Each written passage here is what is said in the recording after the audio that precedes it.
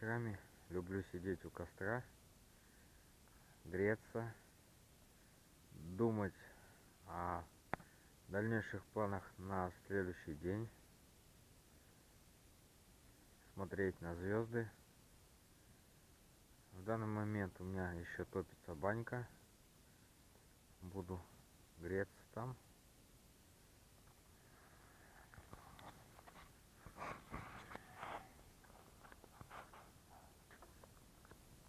Так обычно провожу вечер, когда сильно устал.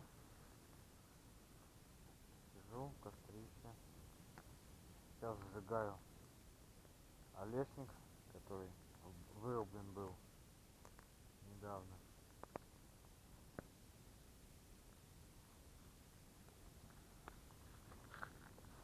Вот маленько посидим у костра.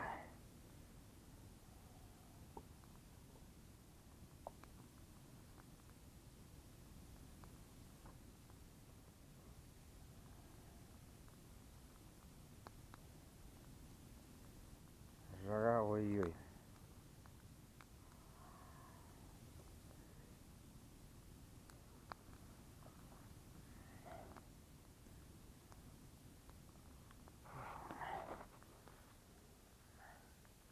Вот так вот. Приятно сидеть у костра, греться. Раньше, когда жил в Новгородской, в выходные выезжали в компанию вдвоем или втроем на велосипедах с рюкзаками, спальными мешками. Палаток в то время у нас не было. Вот, и по определенному маршруту ехали. На ночь оставляли, на ночь разбивали лагерь, кострище, сидели, чай пили у костра и спали. Кто-то ночью вставал, подкидывал новые поленья. И так утром просыпались, чайковского заваривали, завтракали, кого чего там есть с собой. И ехали дальше по маршруту, выбранный на карте. Вот. В день проезжали примерно по 100 километров, тремя-четырьмя остановками на чай, перекусить. Обычные велосипеды были у меня белорусский аист на 28-дюймовых колесах с одной передачей. У второго компаньона тоже такой же велосипед был. А если с нами ехал геолог, у него был спорт шоссе с кучей передач, и он постоянно шел нас лидером. Вот, груженный обалденным рюкзаком. К сожалению, тогда еще фото-видео аппаратуры не было такой современной. Вот, но было места очень интересные, забавные природные ландшафты, озера, перелески, заброшенные деревни. Попадались зверюшки, всякие зайцы, тетеревы, глухари. Иногда лоси даже попадались.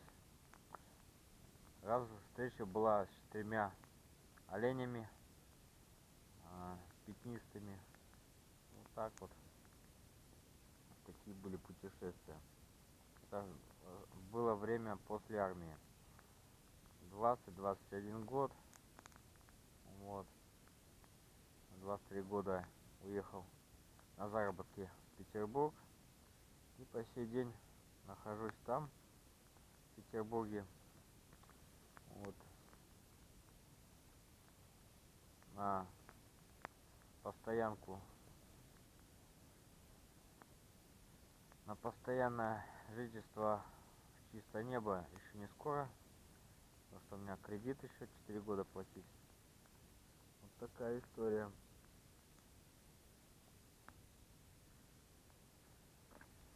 Спасибо за внимание. До скорых встреч. С вами был Алексей. Жизнь в поселении, чистое небо. Эко-поселение, чистое небо. Спокойной ночи. Вот так выглядит ночная баня.